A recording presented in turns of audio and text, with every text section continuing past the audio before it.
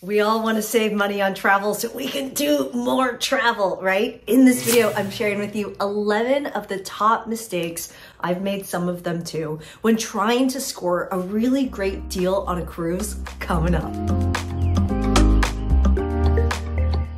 Cruising is so much fun, and if you're new here, yo, I'm Christine Lozada with Where in the World is CL, and I make travel videos every week to help you get up, get out, and go travel. So if you like to travel, consider subscribing. Let's dive straight in with mistake number 11, which is going when everybody is going.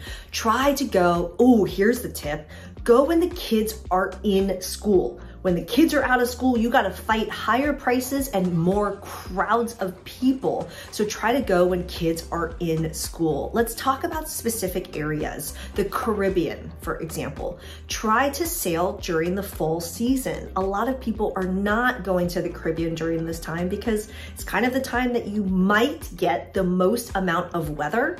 I sailed during this time and I got great weather. It's just a gamble you gotta take, but the Caribbean during the fall. What about Alaska, for example? Alaska during the April, May, or September timeframes, those are more of the shoulder seasons, and you won't get as much of an expensive cruise and as much of a crowd if you consider the different timeframes in which you're going. And this ties to most people will set their vacation dates first, and then they will try to go find the cruise for that. And one of the things, if you can, being flexible with your travel dates is one of the top ways I personally save a lot of money when I travel. And so starting with, and this is in my other video, make sure you check it out, link in the description below. I'm actually sorting the sailings by the dates. And this is helping me. The same sailing will go for wildly different prices based on the dates. And sometimes those dates are just within a few weeks of each other. And so if you're able to sort by the dates first, find the prices, and then backtrack into when you're gonna take your trip. Number 9 is a mistake that I almost made on the cruise I went on last month, which is I kept looking at the cruises as the total price for the entire trip versus comparing cruises by the price per day.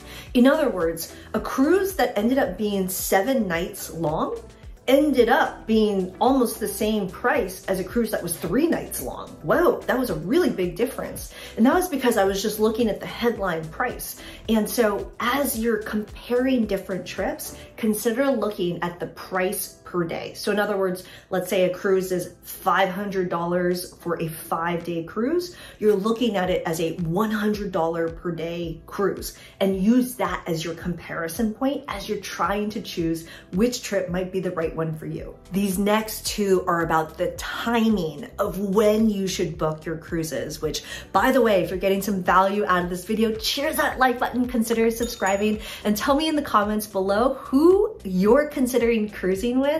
I love cruising with Virgin Voyages and Royal Caribbean. I have tons of videos on that on my channel, and I have a link in the description below with Cruise Critic, one of the places I use to kind of compare price points and see the latest deals on cruises. So check that out in the description below. But let's talk about when to book your cruise. This is something I did not even think about. When I was on Virgin Voyages, it didn't occur to me that mistake number 8 is people ignoring the ability to get a great deal on a cruise while you're on a cruise. In other words, you can score really big savings that you can't get elsewhere if you book while on the cruise. And so while I was on Virgin Voyages, I booked my next Virgin voyage. I did not see the same kind of savings when I was on Royal Caribbean, so I held on booking on that front. But on Virgin Voyages, for example, it was an additional 10% off with a lot of onboard credit that I hadn't seen those amounts anywhere else.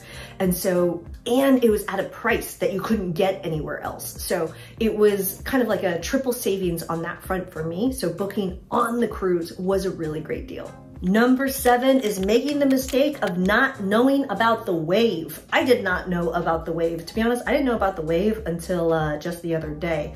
The wave is the season in which you should look for cruise deals. Namely, these are the months of December and January, or March. Just in general, people who sell cruises, whether the cruise lines or travel agents, etc., more deals will come out during these time frames. So I'll be looking to ride that wave. And here's one other one that a lot of people don't think about. This is how I scored my kind of odd $25 per night cruise that I went on. Link in the description below if you want to check out that video. But I booked that during Black Friday.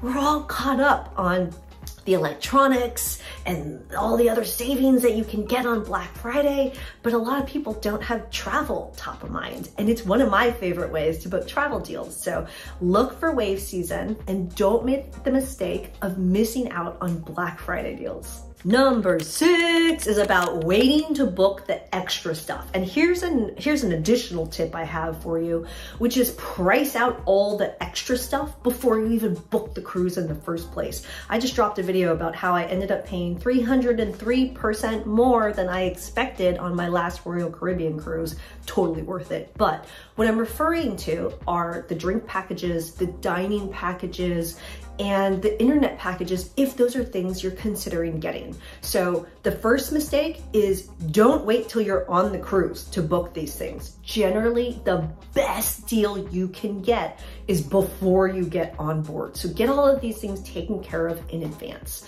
And my added tip is price them out before you even book your cruise in the first place, because your expected price might jump significantly from what you thought you might originally pay.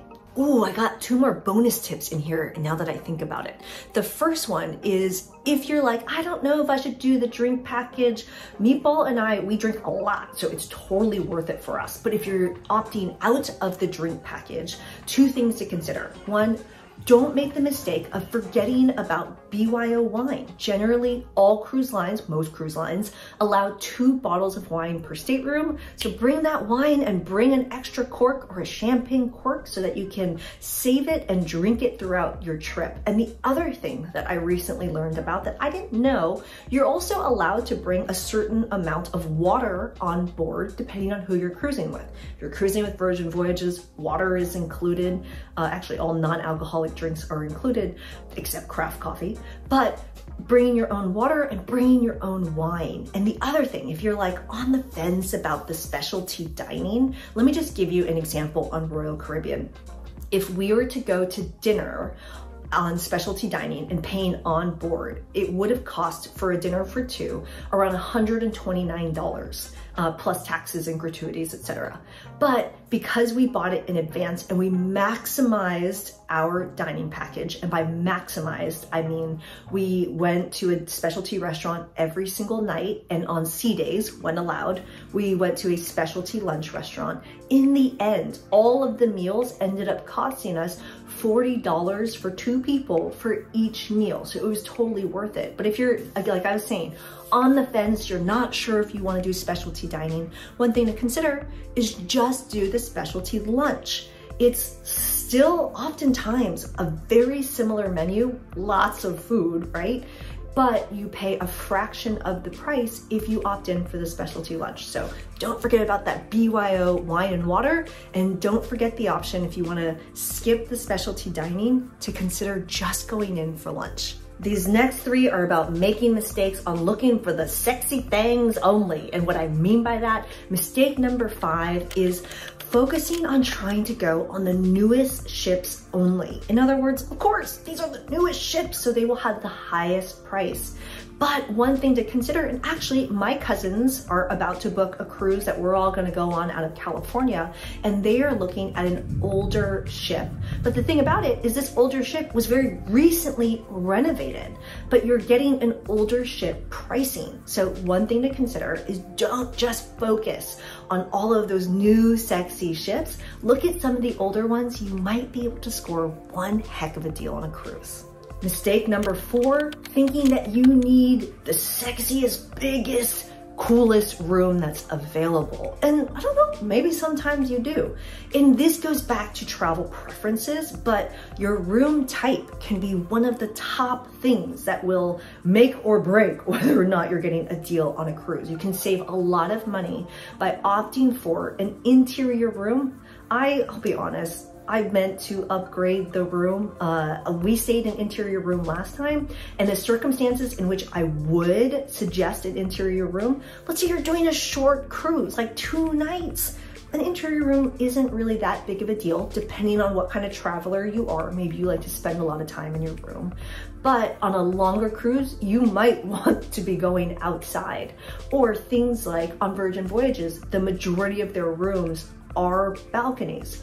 But getting a partial or limited view balcony might not be that big of a deal versus getting a more spacious one. So that's just something to consider, is don't make the mistake of jumping to the sexiest room type, because that can also bring you to the not so sexy price. Mistake number 3 is actually getting a really awesome cruise deal, but booking one that is so far away from home, and then any savings that you could have made are now gone as a result of having to fly to your destination or having to get additional hotel nights before or after your trip, depending on when your flight times are. And so this is something to consider. Try to cruise as close to home as possible. And if you have the luxury of, for example, I sometimes spend time in South Florida, I'm looking for stay and cruise deals. So in other words, hotels that allow you to park at the hotel and then have a much cheaper rate than parking at the port. I'll admit, we've been lazy and we've been parking at the port lately. But the other option is off-site lots, and just in general, try to book cruises as close to home as possible. Ooh, bonus tip, if you don't have any cruise ports that are anywhere near you, another thing to consider is repositioning cruises. And I asked the same thing, I was like, what's a repositioning cruise? It's a one-way cruise. So an example would be, if you're trying to go from the United States all the way out to Europe, I mean, it's a lot of sea days, but it's a great way to get a very inexpensive cruise, a great deal, and then go spend the rest of your travel budget having a European vacation, for example. So that's another way to think about it, which is repositioning cruises. Mistake number 2 is finding that great cruise deal, being happy with it and not asking for more. You don't know, well, you don't know what you don't know. I didn't know that because Meatball lives in Florida, he gets a Florida discount on Florida cruises. I was like, oh wow, how the heck are they gonna give us an additional discount on top of a great deal? But they totally do. And so make sure you're asking about any additional discounts you might be getting for your cruise. And mistake number 1 is ignoring the rewards program. Make sure you are signed up for that rewards program. And if you're not, go back, sign up, and then get them to give you the rewards from the past cruises you've taken that you haven't gotten credit for. I hope this was helpful. Check the links in the description below for way more, and I'll see you in the next adventure. Ciao.